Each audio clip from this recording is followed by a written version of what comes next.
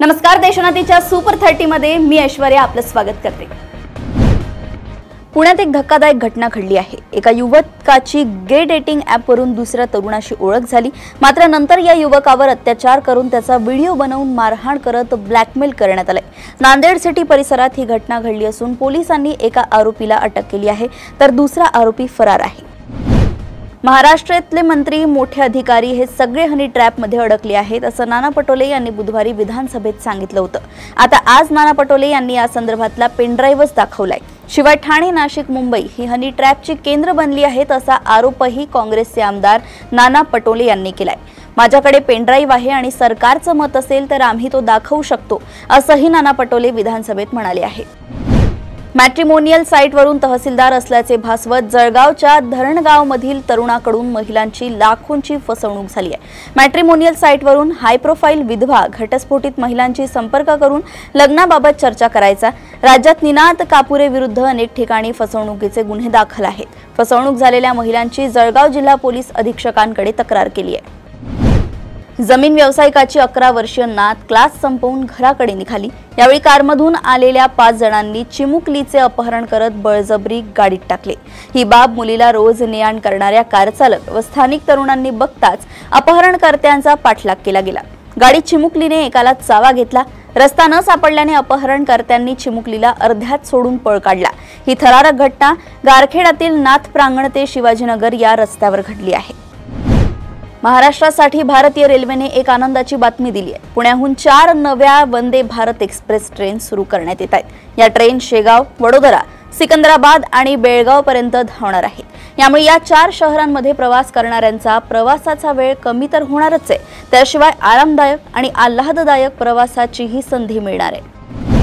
एकीकडे आषाढी वारी आणि गणेशोत्सवानिमित्त एसटी बसच्या फेऱ्या वाढवल्या जात आहेत। आषाढी वारीतून एसटीला मिळालेल्या चांगल्या उत्पन्नाविषयी माहिती दिली जात आहे, तर दुसरीकडे एसटी महामंडळातील त्रुटी, एसटी बसची झालेली दुरावस्था यासह अनेक मुद्द्यांमुळे एसटी महामंडळ चर्चेत आहे। यात शिवनेरी बसची दुरावस्था, बंद पडणारी एसी यंत्रणा यावरून प्रवाशांनी संताप व्यक्त केलाय। अशातच प्रताप सरनाईकांनी एकदा तरी शिवनेरीने प्रवास करावा, एखाद्या प्रवाशाचा जीव गेल्यावरच प्रशासन जागे होणार का असा संतप्त सवाल प्रवाशांनी केलाय। गोरेवाडा आंतरराष्ट्रीय वादग्रस्त प्राणी संग्रहालयातील नियुक्त्यांच्या प्रकरणामध्ये मुंबई उच्च न्यायालयाच्या नागपूर खंडपीठाने बुधवारी कडक भूमिका घेऊन महाराष्ट्र वन विकास महामंडळाच्या व्यवस्थापकीय संचालकांना समन्स बजावलाय। व्यवस्थापकीय संचालकांनी वादग्रस्त नियुक्त्यांवर स्पष्टीकरण देण्यासाठी आवश्यक कागदपत्रांसह शुक्रवारी न्यायालयात प्रत्यक्ष उपस्थित राहावे असे निर्देश न्यायालयाने दिले। तसेच गरज निर्माण झाल्यास संबंधित कागदपत्रे ताब्यात घेऊन या प्रकरणाची चौकशी करण्याचे निर्देश दिले आहेत असे स्पष्ट केले। प्रत्यक्षात मालाची खरेदी विक्री न करता फक्त जीएसटीची बिले देऊन व त्या बदल्यात कमिशन घेऊन उरलेली रक्कम परत करण्याचा गोरखधंदा सध्या फोफावलाय। असे व्यापारी सध्या जीएसटी विभागाच्या रडारवर आहेत। अकोला येथील प्रतीक गिरिराज तिवारी याला बुधवारी तब्बल 9,97,00,000 जीएसटी चोरी प्रकरणी या विभागाने अटक केली आहे।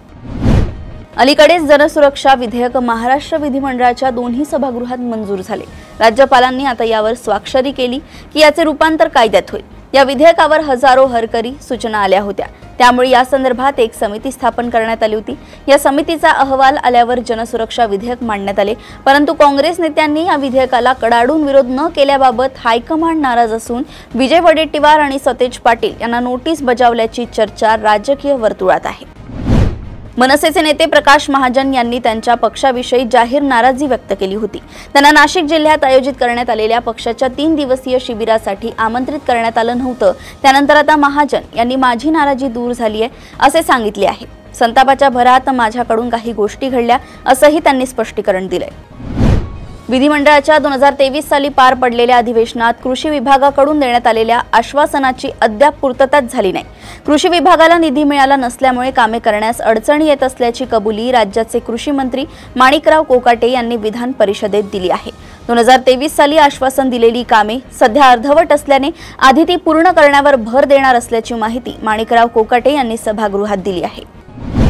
संभाजी ब्रिगेडचे प्रदेशाध्यक्ष प्रवीण गायकवाड यांच्यावर झालेल्या शाईफेक हल्ल्या प्रकरणातील आरोपी दीपक काटेसह त्याच्या एका साथीदारास अक्कलकोट न्यायालयाकडून जामीन मंजूर करण्यात आलाय। 20,000च्या जात मुचलक्यावर तसेच वेगवेगळ्या अटी व शर्तींवर हा जामीन मंजूर करण्यात आला। प्रवीण गायकवाड यांच्यावर केलेल्या शाईफेक वंगणफेक हल्ल्याप्रकरणी आरोपी दीपक काटेसह 7 जणांविरुद्ध गुन्हा दाखल करण्यात आला होता।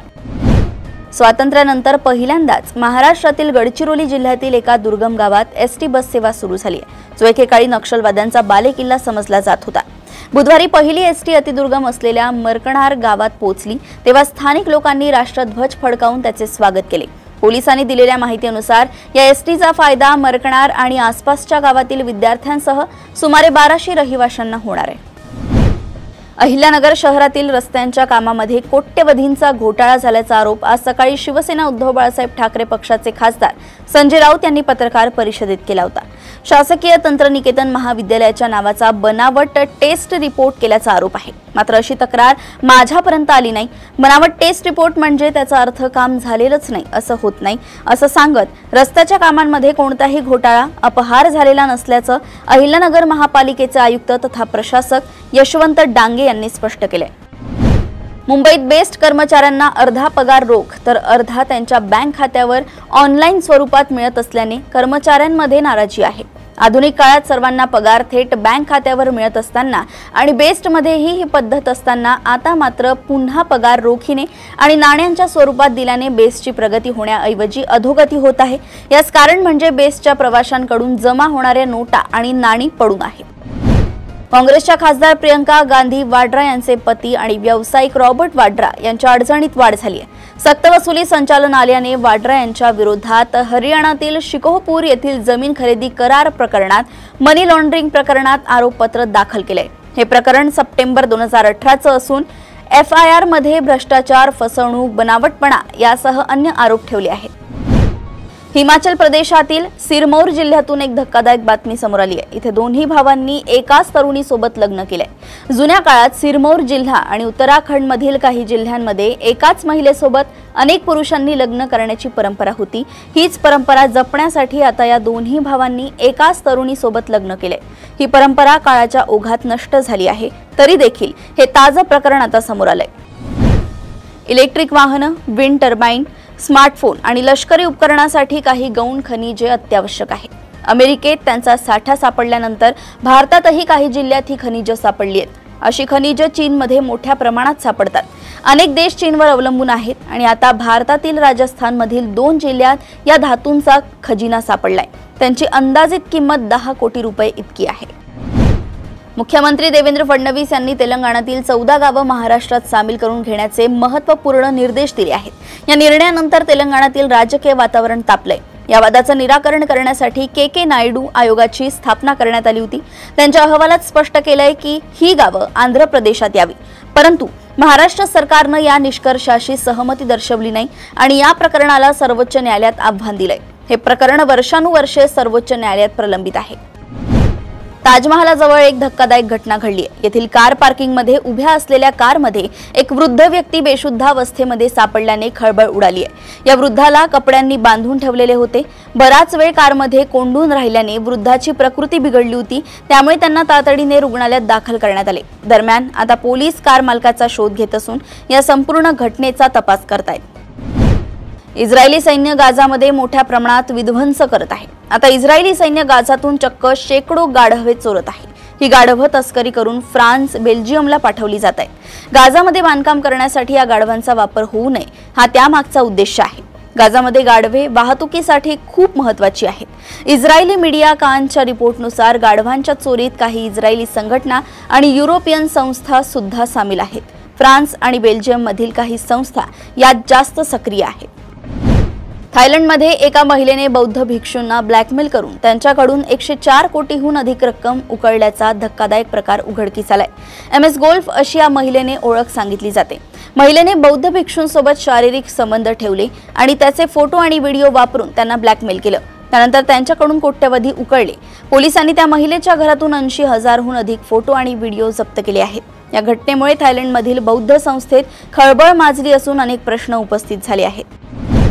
बलूच लिबरेशन आर्मीने कलात आणि क्वेटा येथे 2 वेगवेगळ्या ठिकाणी केलेल्या हल्ल्यात पाकिस्तानच्या 29 सुरक्षा कर्मचाऱ्यांना ठार केल्याचा दावा केलाय।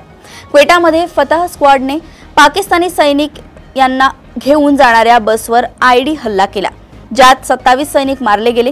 कलातमध्ये झालेल्या हल्ल्यात आणखी 2 सैनिक मारले गेले। बलुचिस्तानला स्वतंत्र करेपर्यंत पाकिस्तान विरुद्धची लढाई सुरू ठेवण्याची घोषणा BLA केली आहे। बलूच लिबरेशन आर्मीने निवेदन जारी करून या हल्ल्यांची माहिती दिली।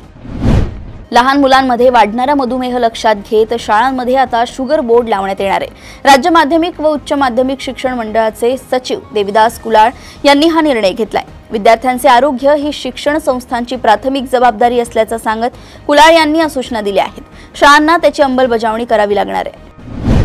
राज्यातील इंटिग्रेटेड क्लासेसच्या गैरव्यवहारांवर नियंत्रण ठेवण्यासाठी राज्य सरकार लवकरच नवीन कायदा आणणार आहे। शालेय शिक्षण मंत्री दादा भुसे यांनी विधानसभेत याची घोषणा केली आहे। JEE आणि नीट परीक्षांच्या तयारीसाठी असलेल्या या क्लासेसच्या शुल्कांवरही नियंत्रण ठेवले जाईल। या कायद्यामुळे लाखो पालकांना दिलासा मिळण्याची शक्यता आहे। शैक्षणिक शुल्क कायद्यात सुधारणा करण्याची आवश्यकता असल्याचंही भुसे यांनी सांगितलंय।